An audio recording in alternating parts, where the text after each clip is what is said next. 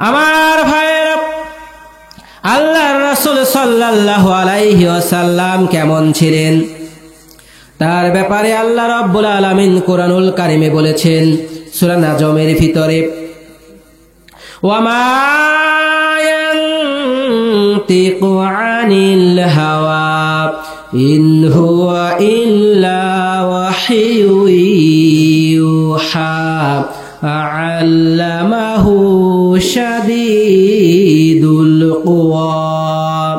আল্লাহু আকবার।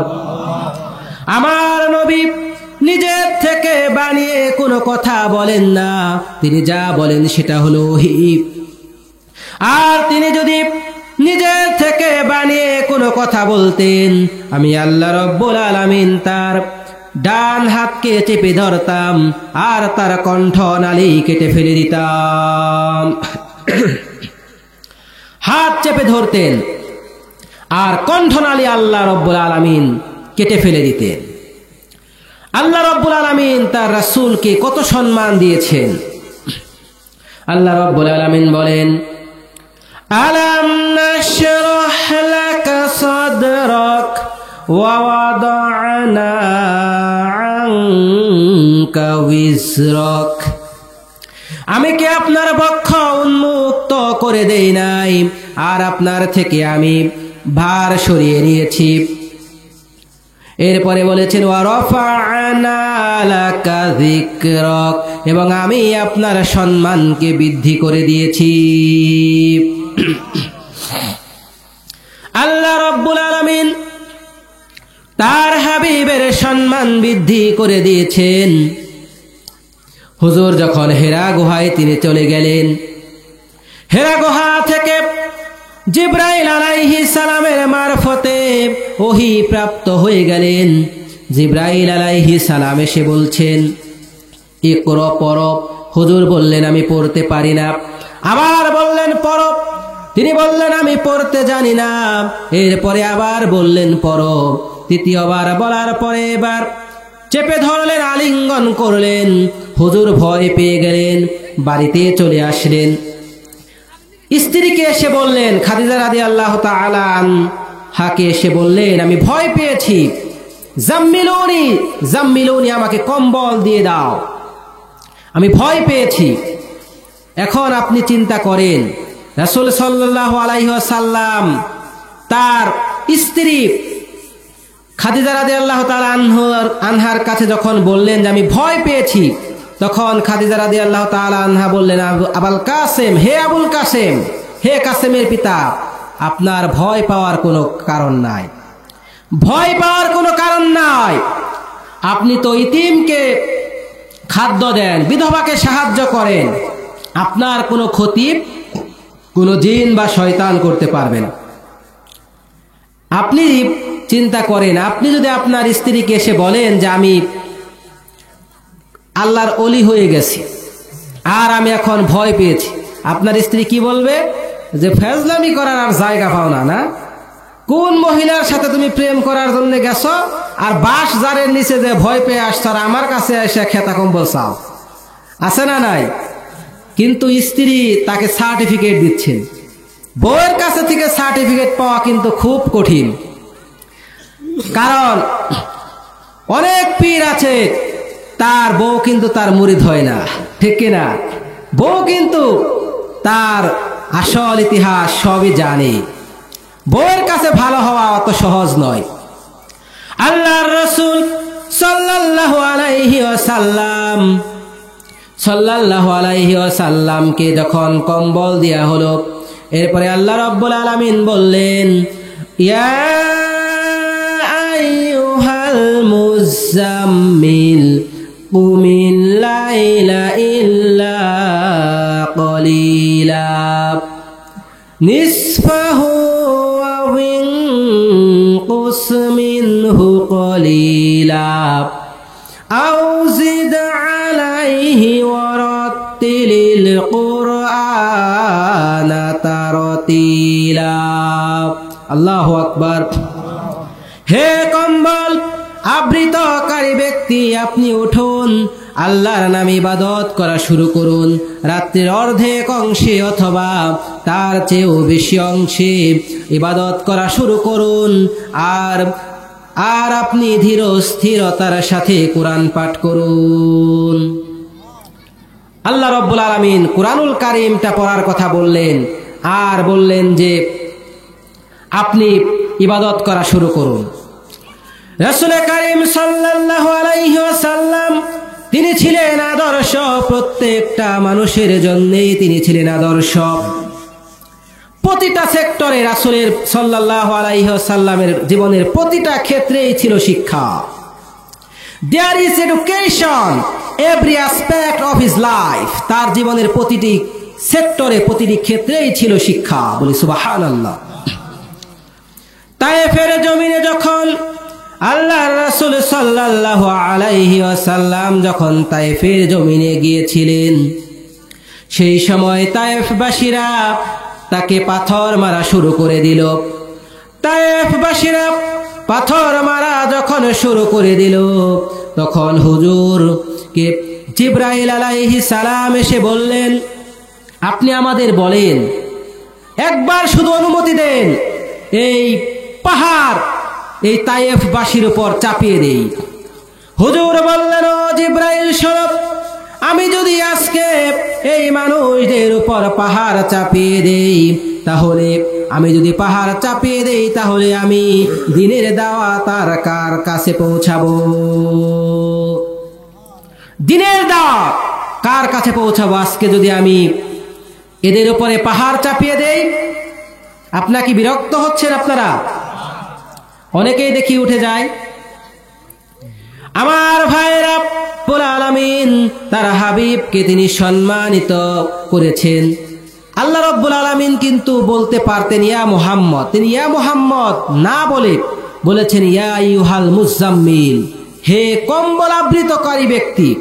কতটা সম্মান আল্লাহ রব্বুল আলামিন দিয়েছেন, ঠিক কিনা? আমার ভাইয়ের, আল্লাহর রাসূল সাল্লাল্লাহু আলাইহি ওয়াসাল্লাম তার চরিত্র কেমন ছিল এটা জিজ্ঞেস করেছিলেন হযরত আয়েশা সিদ্দিকা রাদিয়াল্লাহু তাআলা আনহার কাছে। সাহাবীরা জিজ্ঞাসা করলেন, হুজুরের চরিত্র কেমন? তখন আয়েশা সিদ্দিকা রাদিয়াল্লাহু তাআলা আনহা বললেন, আল্লাহর রাসূলের চরিত্র হলো কুরআন। আল্লাহর রাসূলের চরিত্র হচ্ছে কুরআন। এই কোরআনটার লিখিত রূপ, আর আল্লাহর রাসূল সাল্লাল্লাহু আলাইহি ওয়াসাল্লাম হলেন এই কোরআনুল কারীমের প্র্যাকটিক্যাল রূপ।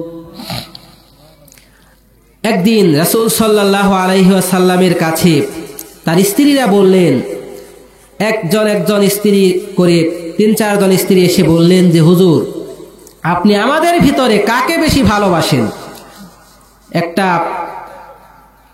এমন একটা প্রশ্ন করলেন যে 4 জন স্ত্রী এসেছে, যদি একজনের নাম বলে তাহলে বাকি 3 জন অখুশি হবে কিনা? বাকি 3 জন অখুশি হয়ে যাবে। হুজুর বললেন, এই প্রশ্নের উত্তরটা আমি দেব, তবে আজকে দেব না, কালকে দেব। এরপরে হুজুর আয়েশা সিদ্দিকা রাদিয়াল্লাহু তাআলা আনহার ঘরে যেয়ে বললেন, আমি তোমাকে 2টা খেজুর দিলাম, এই কথা তুমি আর কারো কাছে বলবে না। এরপরে সাউদা রাদিয়াল্লাহু তাআলা আনহার ঘরে গেলেন, তাকেও এরকম 2টা খেজুর দিলেন। পরে যখন সবাই আসলো, এসে যখন বলল, হুজুর আজকে বলেন আপনি আমাদের স্ত্রীদের ভিতরে কাকে সবচেয়ে বেশি ভালোবাসেন? হুজুর বললেন, আমি তাকেই বেশি ভালোবাসি যাকে আমি গতকাল 2টা খেজুর দিয়ে এসেছি। খেজুর কাকে দিয়েছেন? কয়জনকে দিয়েছেন? সবাইকেই দিয়েছেন, সব স্ত্রীকেই খেজুর দিয়েছেন। আর যখন তারা সবাই আসলো, যখন হুজুর বললেন যে খেজুর আমি যাকে দিয়েছি তাকে বেশি ভালোবাসি, এবার স্ত্রীরাও হাসে, রাসূল সাল্লাল্লাহু আলাইহি ওয়াসাল্লামও হাসে। তিনি শুধু একজন আদর্শ নেতাই ছিলেন না, আদর্শ স্বামীও ছিলেন, ঠিক কিনা? আজ আমরা আদর্শ স্বামী হতে পারি না, আদর্শ মানুষ আমরা হতে পারছি না। আজকে আমরা রাসূল সাল্লাল্লাহু আলাইহি ওয়াসাল্লামের উম্মত দাবি করছি, এরপরে আমরা জীবনে আমল করতে পারি না। আল্লাহর রাসূল সাল্লাল্লাহু আলাইহি ওয়াসাল্লামের জীবনের আমল কিরকম ছিল? আল্লাহর রাসূল সাল্লাল্লাহু আলাইহি ওয়াসাল্লাম মসজিদে নববীতে ছিলেন বসা। এমন সময় একজন মহিলা আসলো। ওই মহিলা আসার সময় হুজুর দাঁড়িয়ে গেলেন। দাঁড়িয়ে যাওয়ার সঙ্গে সঙ্গে তার নিজের শরীরের চাদরটা খুলে দিলেন, ওই মহিলাকে বসতে দিলেন। সাহাবীগণ প্রশ্ন করলেন, হুজুর কারণ তো বুঝলাম না, একজন মহিলা আসলো, আপনি আপনার গায়ের চাদর খুলে দিলেন। হুজুর বলল, সাহাবীরা শোনো, চাদর তো ভালো, হক তো আদায় করতে পারি নাই, তোমরা চিনতে পারো নাই, বুঝতে পারো নাই, ইনি হলো আমার দুধমা হালিমাতুস সাদিয়া। তোমরা চিনতে পারো নাই, বুঝতে পারো নাই, আমার মায়ের দুধ আমার তেমন কিসমতে হয় নাই। আমি যার দুধ খেয়ে বড় হয়েছি, যিনি আমাকে লালন পালন করেছেন, ইনি হলেন আমার সেই দুধমা। আমার ভাইয়েরা, পিতামাতার সেবা করতে হবে। রাসূল সাল্লাল্লাহু আলাইহি ওয়াসাল্লামের জীবন থেকে শিক্ষা পাওয়া যায়। আজ আমরা রাসূলের জীবনী নিয়ে গবেষণা করি না, আমরা শুধু স্টার জলসা জি বাংলা নিয়ে পড়ে আছি, ঠিক কিনা? আজকে দেখা যায়, যদি ক্ষুধার্ত বাঘের মুখ থেকে যদি আপনি খাবার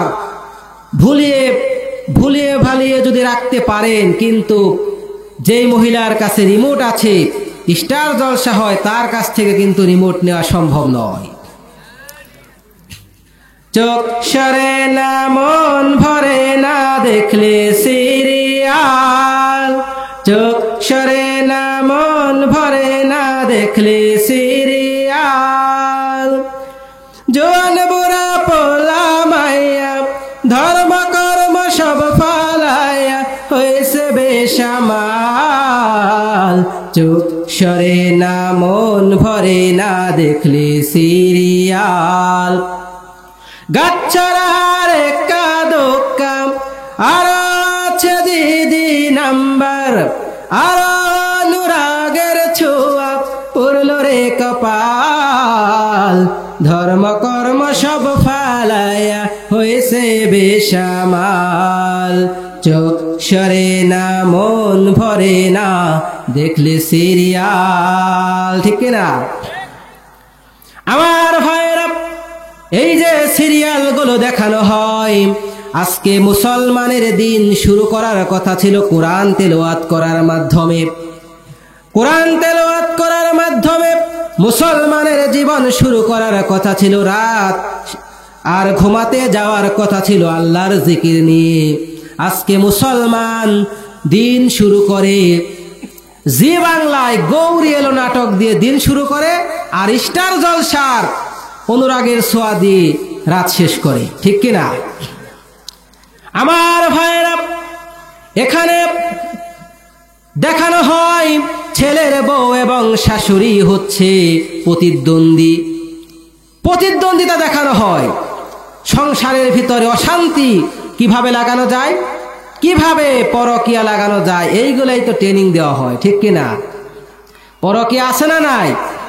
সিলিমনগরেও আছে, আছে, সব জায়গায় কম বেশি আছে।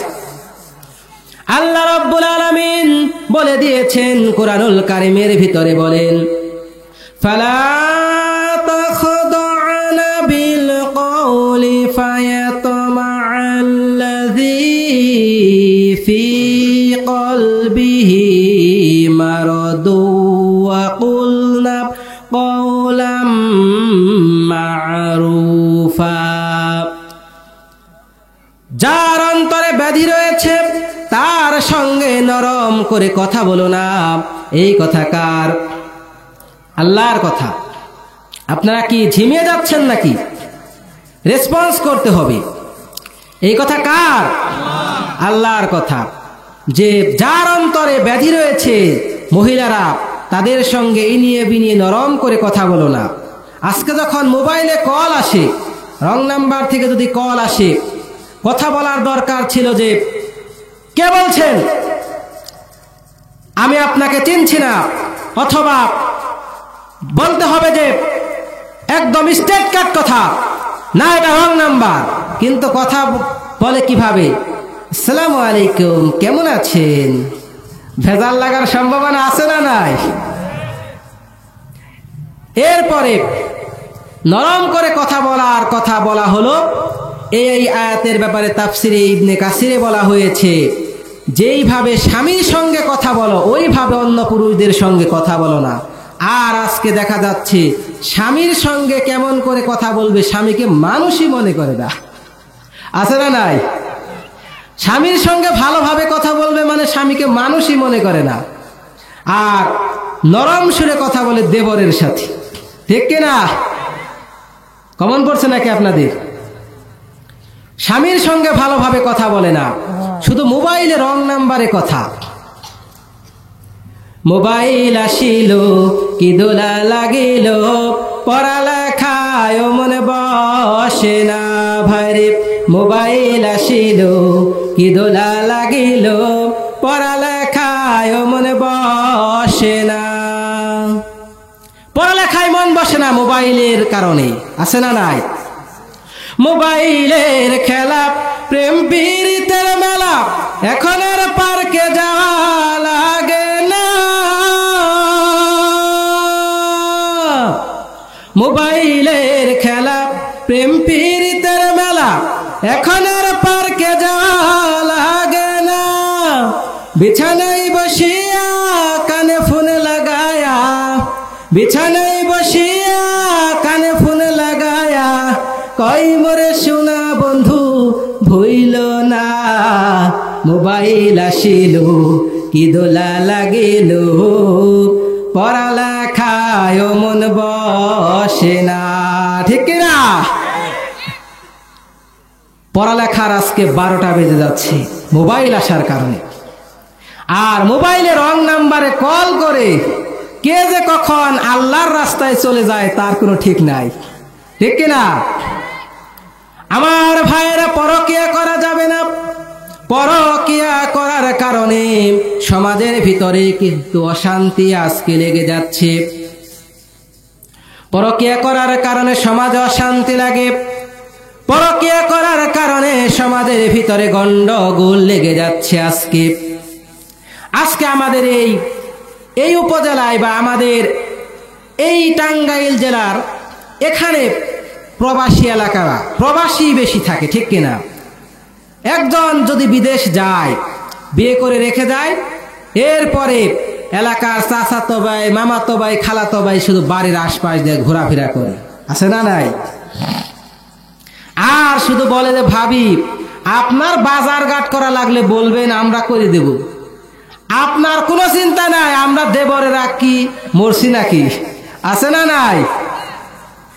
এরপরে ভাবি বলে, যা স্বামী আমার যেমন তেমন, দেবর আমার মনের মতো, ঠিক কিনা? আল্লাহ বললেন যে স্বামীর সঙ্গে নরম করে কথা বলো, নরম করে কথা বলে দেবরের সঙ্গে।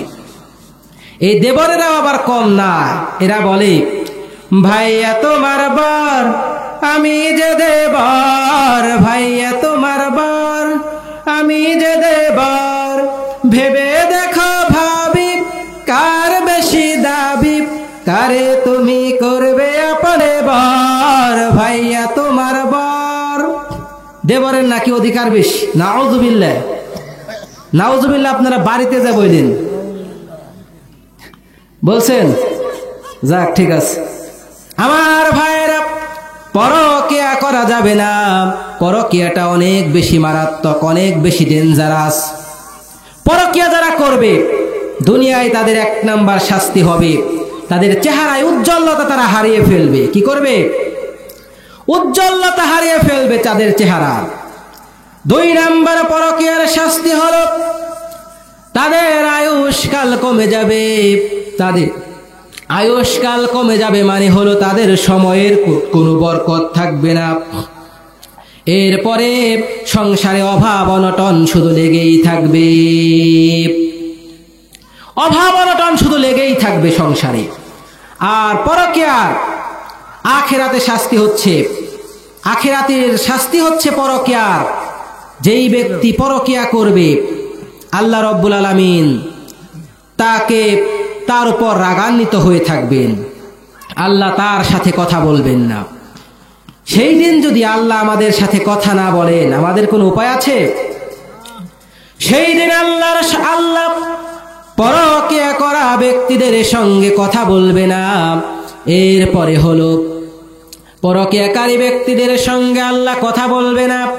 তারপরে আল্লাহ রব্বুল আলামিন তাদের আমলনামায় এমন গুনাহ লেখা হয়ে যাবে যে ওই গুনাহ তারা নিজেরাই পড়ে দেখতে চাইবে না। তাদের গুনাহ এত বেশি হবে যে তারা নিজেরাই পড়ার চেষ্টা করবে না। আর ৩ নাম্বার যেই শাস্তি, সেটা হচ্ছে বিনা বিচারে বিনা হিসাবে জাহান্নামে যেতে হবে বলে নাউযুবিল্লাহ। আমার ভাইরা, পরকিয়া করা যাবে না, পরকিয়ার ধারের কাছেও যাওয়া যাবে না। আল্লাহ বলেছেন ওয়ালা তাকরাবুজ জিনা, জিনার ধারের কাছেও যাওয়া যাবে না, জিনা ব্যভিচারের ধারের কাছেও যাওয়া যাবে না। আমার বন্ধুগণ, রাসূল করিম সাল্লাল্লাহু আলাইহি ওয়াসাল্লাম অনেক ব্যাপারে আমাদেরকে নিষেধাজ্ঞা দিয়েছেন। এক সাহাবী এসে জিজ্ঞাসা করলেন যে সবচাইতে বড় গুনাহ কোনটি? হুজুর বললেন যে আল্লাহর সাথে শিরক করা। এরপরে বললেন দ্বিতীয় গুনাহ কোনটি? হুজুর বললেন আন তাকতুলা ওয়ালাদাকা তাখাফু আইয়াতআমা মাআকা, তোমার সন্তানকে এই কারণে হত্যা করা যে কিনা তোমার আহারের অংশীদার হবে। মানে হলো তোমার সন্তানকে হত্যা করা যাবে না, মানে হলো পরিবার পরিকল্পনা। আজকে আমাদের শেখানো হচ্ছে 1-2 সন্তানের বেশি নয়, একটি হলেই ভালো হয়। এই কথা প্রচলিত আছে না নাই? এটা হচ্ছে ইহুদিদের গোপন চক্রান্ত, যাতে করে মুসলমানদের সংখ্যা কমে যায়। আমার ভাইরা, এরপরে 3 নম্বরে যে গুনার কথা বলা হলো সেটা হলো আনতুজানি বিহালিলাতা জারিক, তোমার প্রতিবেশীর স্ত্রীর সঙ্গে জিনা করা। এটা হলো 3 নম্বরে সবচাইতে বড় গুনাহ। আজকে প্রতিবেশীর স্ত্রীর সঙ্গেই কিন্তু জিনা করা হচ্ছে বেশি। এমনি স্বাভাবিক কোনো নারীর সঙ্গে জিনা করে যদি কোনো ব্যক্তি, তাহলে যদি এক ধরনের গুনাহ হয়, আর প্রতিবেশীর স্ত্রীর সঙ্গে জিনা করার কারণে 2 ধরনের গুনাহ হবে। এক হলো প্রতিবেশীর হক নষ্ট করা, আর একটা হচ্ছে জিনা করার গুনাহ। ঠিক কিনা? আমার ভাইরা, জিনা ব্যভিচারের ধারের কাছেও যাওয়া যাবে না, কারণ এটা হলো এমন একটা জিনা হলো এমন ভয়াবহ একটা বিষয়, যার ধারের কাছে যদি কোনো মানুষ চলে যায় তাহলে সে আর কখনোই ফিরে আসতে পারে না। জিনার ধারের কাছে যারা যাবে তারা আর ফিরে আসতে পারবে না। এই কারণেই জিনা ব্যভিচারের কাছে আমাদের যাওয়া যাবে না। জিনা ব্যভিচারের আমরা নিকটবর্তী হব না। ঠিক কিনা? এরপরে আল্লাহ রব্বুল আলামিনের সন্তুষ্টি অর্জন করার সকল প্রকার চেষ্টা আমাদের করতে হবে। ঠিক কিনা? আল্লাহ রব্বুল আলামিনের যদি সন্তুষ্টি অর্জন না করতে পারি তাহলে আমরা সফল হতে পারবো না। আমার ভাইরা, আল্লাহ রব্বুল আলামিনের সন্তুষ্টি অর্জন করার অন্যতম একটা মাধ্যম হলো আল্লাহর রাস্তায় দান খয়রাত করা। আল্লাহর রাস্তায় আমরা দান সদকা করতে চাই না।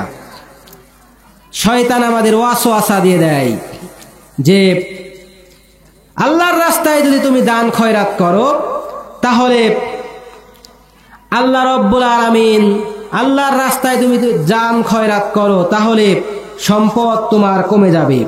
শয়তান ওয়াসওয়াসা দেয় মানুষকে। ঠিক কিনা?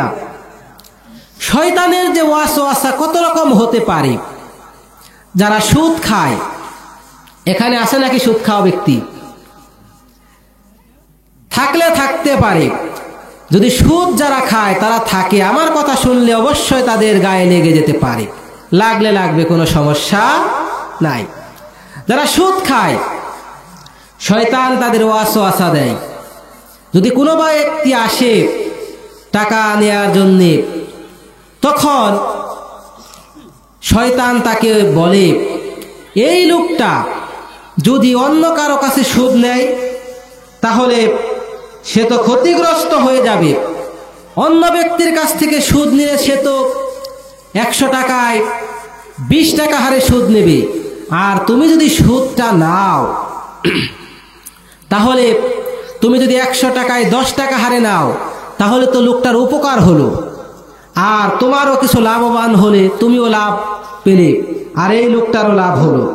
এইরকম ভাবে শয়তান সূক্ষ্মভাবে ওয়াসওয়াসা দেয়, ঠিক কিনা?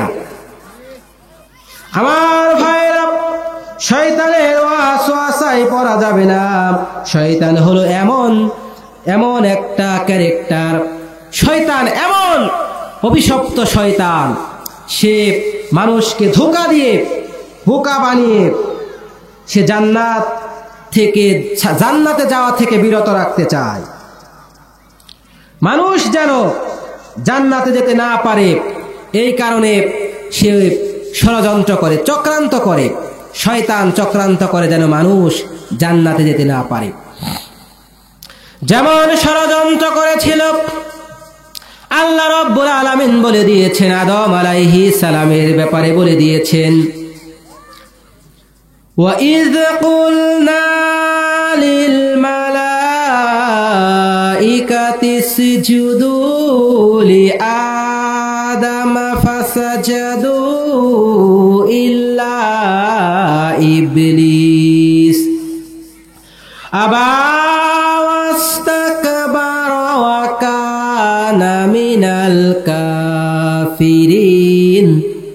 আল্লাহ রাব্বুল আলামিন বললেন, সমস্ত ফেরেশতাদেরকে বললেন, তোমরা আদমকে সিজদা দাও। সবাই সিজদা করলো, কিন্তু মিস্টার ইবলিস সিজদা করলো না। সে বলল আবা ওয়াস্তাকবার, সে অহংকার করলো। সে বলল আনা খায়রুম মিনহু, আমি তার চেয়ে ভালো। খলাকতানি মিন নার ওয়া খলাকতাহু মিন তিন, তাকে সৃষ্টি করা হয়েছে মাটি থেকে, আর আমাকে সৃষ্টি করা হয়েছে আগুন থেকে। এরকম অহংকার এখন সমাজেও আছে না? যদি কারো স্ত্রী একটু সুন্দর হয়, বউ যদি একটু সুন্দর হয়, তখন স্বামীকে বলে, আমার মতো বউ তুমি পেয়েছো, এটা তোমার 14 গোষ্ঠীর ভাগ্য। আছে না? আছে না নাই? বলে যে আমার মতো বউ পাইছো, এটা তোমার 14 গোষ্ঠীর ভাগ্য। কম ব্যাপার? আমি দেখা খালি তোমার মতো স্বামীর সংসার করলাম, কোনো অবহেলাই করবো না। তোমার চেহারা ভালো না, তোমার চেহারা ভালো না, তুমি দেখতে সুন্দর না, আমার মতো বউ পাইছ। আছে না নাই? রূপের অহংকার আছে, আছে। এখানেও তো মনে হয় আছে, সব জায়গায় আছে। অহংকার করা যাবে না। অহংকার শয়তানের কাছ থেকে এসেছে আমার ভাইরা, আমার মা বোনেরা, অহংকার করা যাবে না। আদম আলাইহিস সালাম যখন দেখলেন যে একটা সুন্দরী রমণী দেখা যায়, সুন্দর একটা কি যেন দেখা যায় জান্নাতে, আদম আলাইহিস সালাম ধরতে গেলেন। যখন আদম আলাইহিস সালাম ধরতে গেলেন, আল্লাহ বললেন স্টপ, থামো, ধরা যাবে না। আদম আলাইহিস সালাম বললেন না, এই কথাটা পছন্দ হলো না, ধরা যাবে, কাছেও যাওয়া যাবে, কি করলে এটা বলো। বলে যে বিয়ে করতে হবে। আদম আলাইহিস সালাম বলে আমি রাজি। আল্লাহ বলেন যে রাজি থাকলেই তো হবে না, মোহর দিতে হবে। আল্লাহ রব্বুল আলামিন যখন এই কথা বললেন, আদম আলাইহিস সালাম বললেন যে মোহর আমার কাছে তো কিছু নাই। তখন আদম আলাইহিস সালাম বললেন যে আমার কাছে তো কিছু নাই। আল্লাহ বললেন যে কিছু নাই, তা বিয়ে করার তোমার শখ জাগে কেন? আল্লাহকে বললেন আদম আলাইহিস সালাম, বিয়ে করার শখ জাগবে না মানে? তুমি যা দেখালে, এই জিনিস দেখার পর আর বিয়ে না করে থাকা যায়?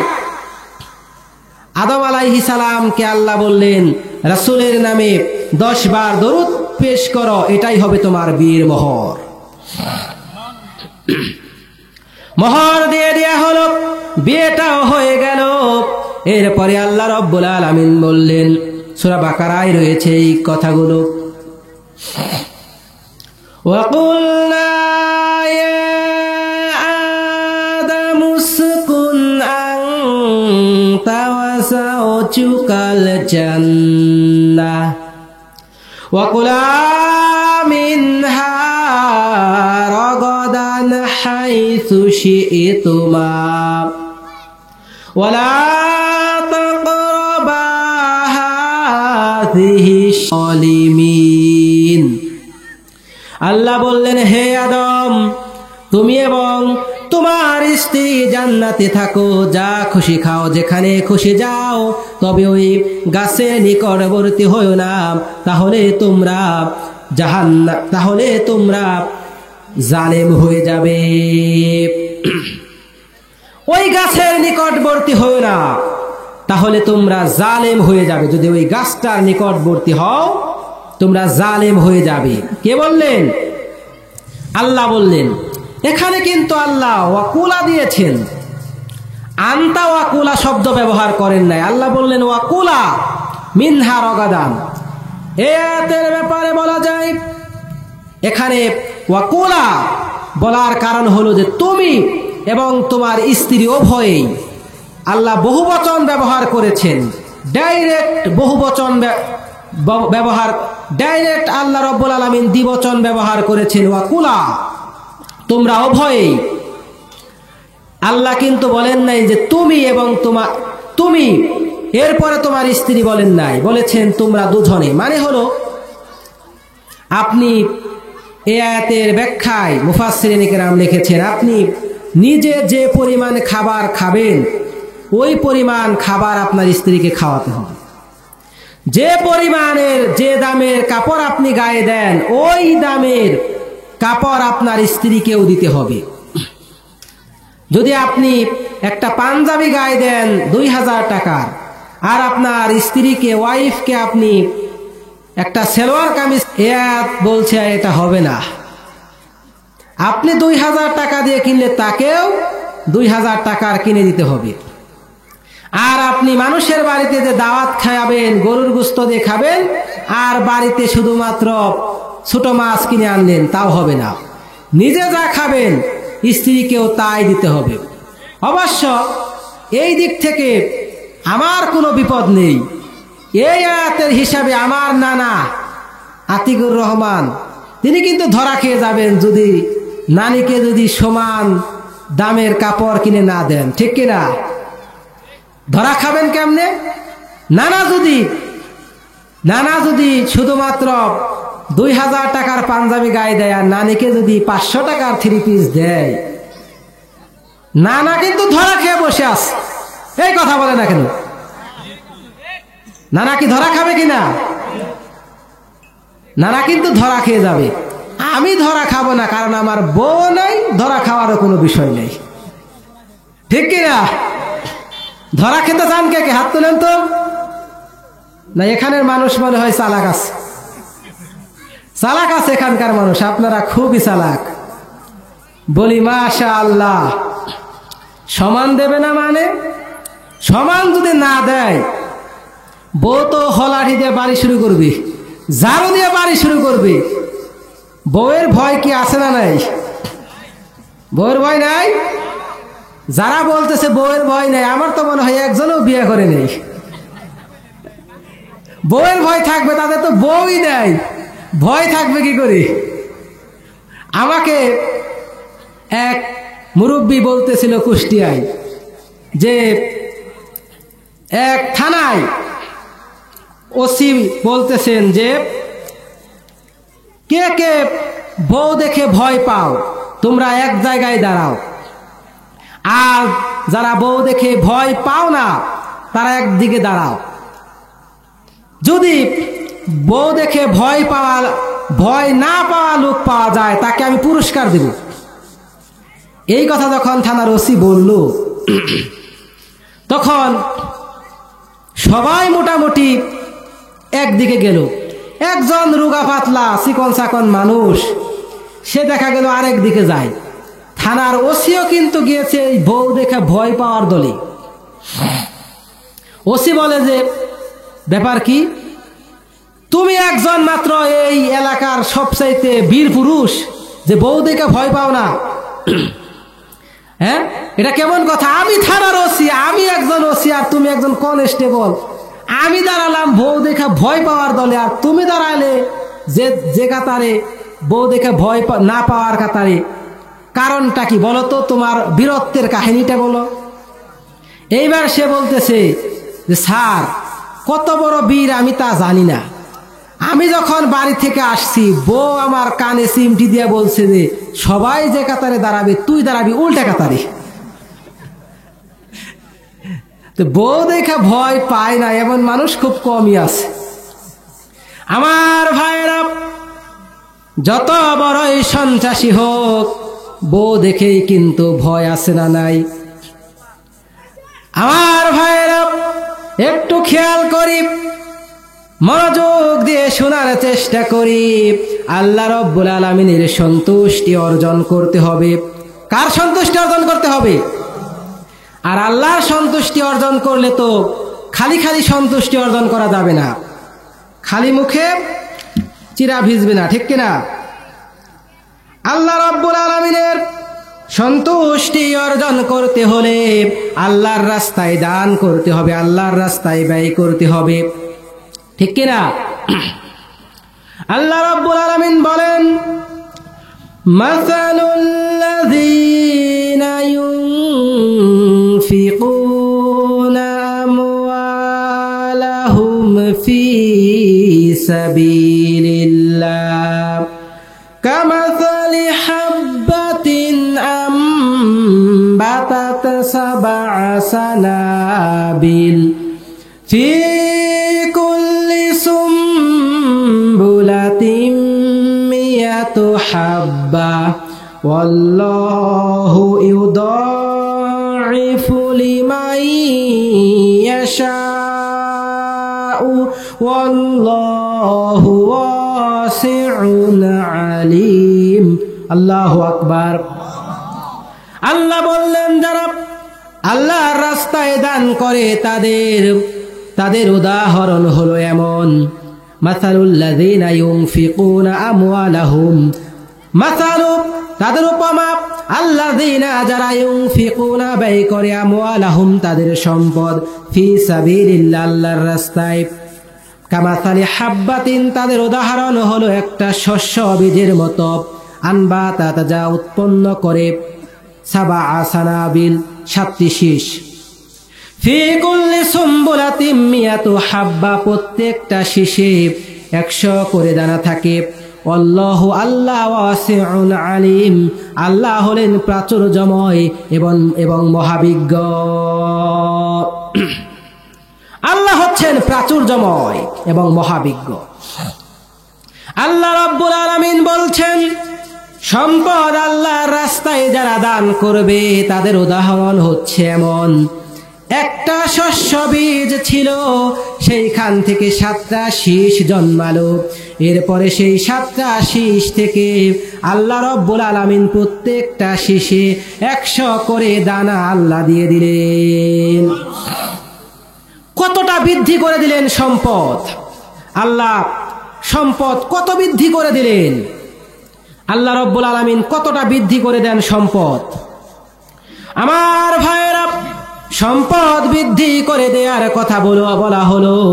হযরতে উসমান রাদিয়াল্লাহু তাআলা আনহুর একটি ঘটনা বলবো সম্পদ বৃদ্ধি করার ব্যাপারে। হযরত উসমান রাদিয়াল্লাহু তাআলা আনহু এসে বললেন, হুজুর, রাসূলের কাছে এসে বললেন, আপনি দোয়া করেন আমার যেন সম্পদটা একটু কমে, সম্পদ যেন কমে, সম্পদ যেন কমে। আপনাদের কাছে এমন কোন মানুষ এসে বলে যে আমার সম্পদ যেন কমে? হযরত উসমান রাদিয়াল্লাহু তাআলা আনহু এসে বলেছিলেন যে আমার সম্পদটা যেন কমে। হযরত উসমান রাদিয়াল্লাহু তাআলা আনহু কেমন করে তিনি দান করতেন, এক ব্যক্তি রাসূল সাল্লাল্লাহু আলাইহি ওয়াসাল্লামের কাছে এসেছে, এসে বললেন, হুজুর আমাকে একটু দান করেন, আমি অভাবী মানুষ। রাসূল সাল্লাল্লাহু আলাইহি ওয়াসাল্লাম বললেন, তুমি উসমানের কাছে চলে যাও। উসমান রাদিয়াল্লাহু তাআলা আনহুর কাছে যখন গেলেন, যে দেখলেন যে তিনি বাতাসে তুলা উড়ে যায়, সেই তুলাগুলো এরকম করে টেনে ধরেন। এরপরে ওই সাহাবী, ওই ব্যক্তি চলে আসলো, হুজুরকে বলল, হুজুর এমন একজনের কাছে আপনি পাঠালেন যে কিনা বাতাসে উড়ে যাওয়া তুলাটাকে টেনে ধরে, এই ব্যক্তি আমাকে কি করে টাকা পয়সা দিবে, এ তো মহাকিপন। এরপরের দিন হুজুর বললেন, আবার যাও। এরপরে যখন দ্বিতীয় দিন গেলেন, দ্বিতীয়বার যে দেখলেন পিঁপড়ার মুখ থেকে খাবার রেখে দেয়, পিঁপড়ার মুখ থেকে চিনি রেখে দেয়। এরপরে ফিরে আসলো, বলল, পিঁপড়ার মুখ থেকে যে খাবার নিয়ে রাখতে পারে সে কি করে আমাকে দান করবে। এই কথা যখন বললেন, তখন হুজুর বলেন, আবার যাও।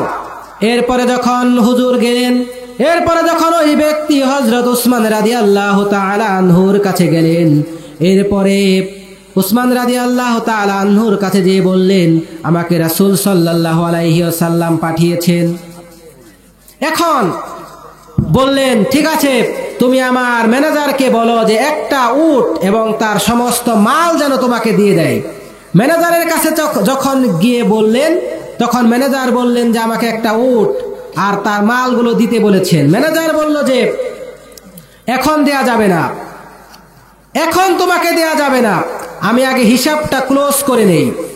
এরপরে যখন উসমান রাদিয়াল্লাহু তাআলা আনহুর কাছে এসে বললেন যে আমাকে তো মাল দেয়া হলো না, তখন তিনি বললেন, ওই সিরিয়ার বাণিজ্য কাফেলায় যতগুলো উট রয়েছে আর যতগুলো সামান রয়েছে, সমস্ত উট আর সমস্ত সামান আমি আল্লাহর রাস্তায় তোমাকে দান করে দিলাম। আমার ভাইয়েরা, দান করতে হবে এরকম ভাবে।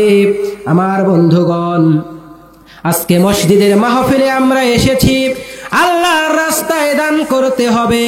আল্লাহকে সন্তুষ্ট করতে হলে আল্লাহর রাস্তায় বেশি বেশি করে দান করতে হবে। আপনারা আল্লাহর রাস্তায় দান করবেন, আল্লাহ রাব্বুল আলামিনের ঘরে দান করবেন, দান করে নিজেরা পুণ্য অর্জন করবেন এবং দান করে নিজের আমলনামাটা ভারী করবেন। এই আশাবাদ ব্যক্ত করে আমি আমার আলোচনা শেষ করে দেব। তবে আলোচনা শেষ করার আগে একটা কথা আমি বলি, একদম 1 মিনিট বা 1.5 মিনিটে শেষ করে দেব। যে দাদা আর নাতি মাহফিলে যায়, মাহফিলে যাওয়ার সময় দাদা নাতিকে নিয়ে গেছে মাহফিলে যাওয়ার পর হুজুর বললেন যে নাভির উপর থেকে নাভির নিচ থেকে হাঁটু পর্যন্ত হচ্ছে পুরুষদের জন্য সতর, এটা ঢাকতে হবে, এটা উন্মুক্ত করা যাবে না। কে কে না উন্মুক্ত না করে অর্থাৎ ঢেকে রাখবেন, এরকম করে হাত তুলেন। এরকম করে হাত তুলছে, দাদা সবার আগে হাত তুলল। এখন মাহফিল যখন শেষ করে চলে আসতেছে, নদীর পারে যখন আসলো, দাদা দিছে কাঁসা, একবারে বর্ডার এরিয়া করে কাঁসা দিয়েছে। নাতি বলে যে দাদা এটা তুমি কি কাজ করলা? কয় কেন? কয় হুজুর বলল যে এই নাভির উপর, এই হাঁটুর উপরে কাপড় তোলা যাবে না, তুমি স্বীকার করলা, আবার এখন কাপড় তুলতেছো কেন? এখন দাদা বলতেছে যে তরে তো এই কারণেই মাহফিলে নেই নে, এই কারণে তোরে মাহফিলে নেই না। আরে ওই পারের আলোচনা এই পার আনা যাবে না, ওই পারের আলোচনা ওই পারেই থাকবে।